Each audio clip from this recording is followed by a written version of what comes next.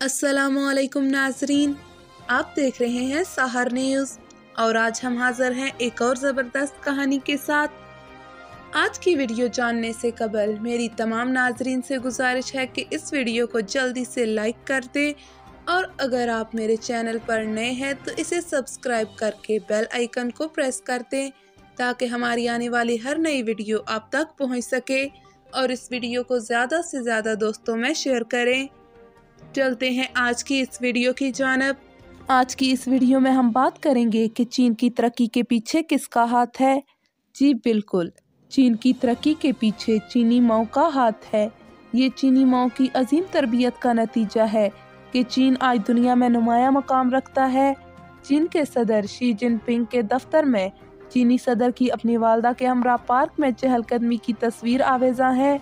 इनकी माँ अपने बेटे को बहुत याद किया करती थी। उन्होंने शी जिनपिंग के लिए एक छोटा डब्बा तैयार किया जिस पर 3 अल्फाज लिखे हुए थे, माँ का दिल। 1975 में उन्हें चीन हुआ यूनिवर्सिटी में दाखिले का मौका मिला तो रवानगी के दिन मकामी किसानों की एक बड़ी तादाद इनको अलविदा कहने आई। शी जिनपिंग ने अपनी वालदा की जानब से भेजे गए डब्बे को यादगार तोहफे के तौर पर अपने हमसाए जांग वेपांग के हवाले किया और कहा कि मैं तो चला ताहम मेरा दिल यहाँ रह गया है। शी जिनपिंग अक्सर अपनी वालदा के साथ अपने बचपन की याद ताज़ा करते हैं। अपनी आप बीती में उन्होंने लिखा है कि जब मेरी उम्र 5-6 साल की थी तो मेरी वालदा अक्सर मुझे अपने कंधों पर बिठाकर दफ्तर जाया करती थीं। दफ्तर के रास्ते में वाक़या किताबों की एक दुकान पर कदीम चीन के कौमी हीरो यूफे की कहानी की किताब मौजूद थी। मेरी वालदा वो किताब खरीद के मुझे यूफे की कहानी सुनाया करती थी। मुल्क कौम के लिए दिलो जान से खिदमत यूफे का नस्बुल ऐन था। बाद में ये मेरी पूरी ज़िंदगी का नस्बुल ऐन बन गया। जब शी जिनपिंग रहनुमा ओहदे पर फायज हुए तो इनकी माँ अक्सर इनको खतूत भेजती थी और इनको खबरदार किया करती थी कि रहनुमा ओहदे पर होशियार रहना और एहतियात से काम लेना। उन्होंने ख़ानदानी इजलास भी बुलाया था ताहम अपने तमाम बच्चों से शी जिनपिंग की ज़ेर निगरानी शोबों में कारोबार ना करने का मुतालबा किया था। शी जिनपिंग बज़ाते खुद भी अपने ख़ानदान वालों से सख्ती से इनके नाम पर किसी भी किस्म के कारोबार को ना करने का तकाजा करते हैं। जनाब शी जिनपिंग अपनी वालदा से बहुत मोहब्बत और इनकी इज़्ज़त करते हैं। जब कभी मौका मिले तो अपनी वालदा के साथ खाना खाते हैं और इनका हाथ पकड़कर इनके साथ चहलकदमी करते हैं। इस इनकलाबी ख़ानदान का रवायती तस्वर है कि कौम और आवाम हमेशा अव्वलीन हैसियत के मालिक हैं जबकि अपना ख़ानदान इसके बाद है। इनका ख्याल है कि ख़ानदान सबसे छोटा मुल्क है जबकि मुल्क बेशुमार ख़ानदानों का मजमूआ है। इसीलिए ख़ानदानी तालीम और ख़ानदानी रस्म व रवाज हमेशा शी जिनपिंग और इनके अहल खाना के दिल में बुनियादी हैसियत रखते हैं और यही नज़रिया मुल्क कौम के इंतज़ाम व इंसराम के तसव्वुरात में शामिल हो चुका है।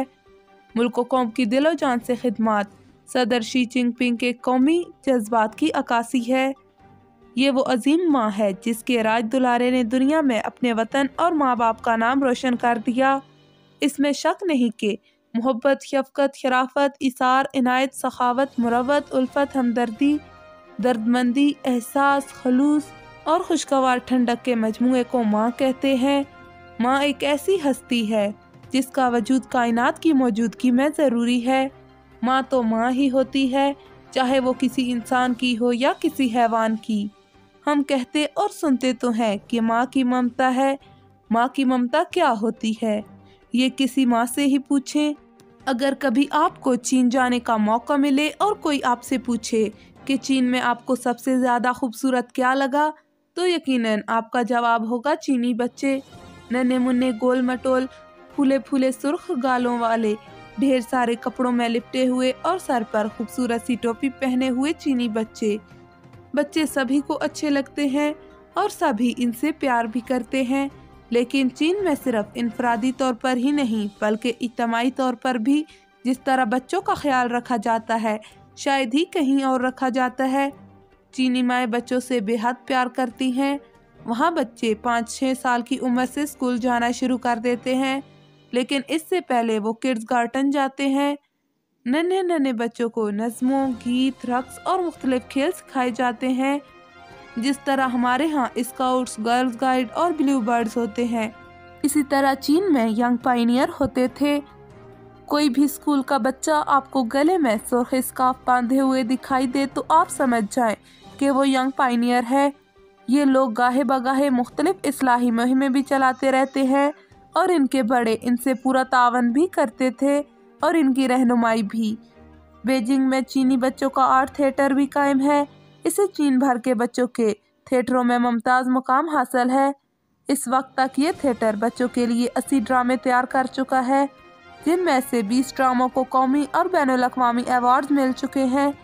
इस थिएटर का हर ड्रामा हाउसफुल हो जाता है। ये थिएटर बच्चों का दोस्त भी है और उस्ताद भी। बच्चे जो बातें अपने वालिदैन से छुपाते हैं वो इस थिएटर के फनकारों को बता देते हैं। ये फनकार तफरीह के ज़रिए बच्चों को तालीम देते हैं ताकि ये बच्चे शरीफ, बहादुर और मुहिब वतन शहरी बने। ड्रामों के ज़रिए बच्चों को मुल्क से मोहब्बत करना, नेकी और बदी में तमीज़ करना और बासलाहियत बनना सिखाया जाता है।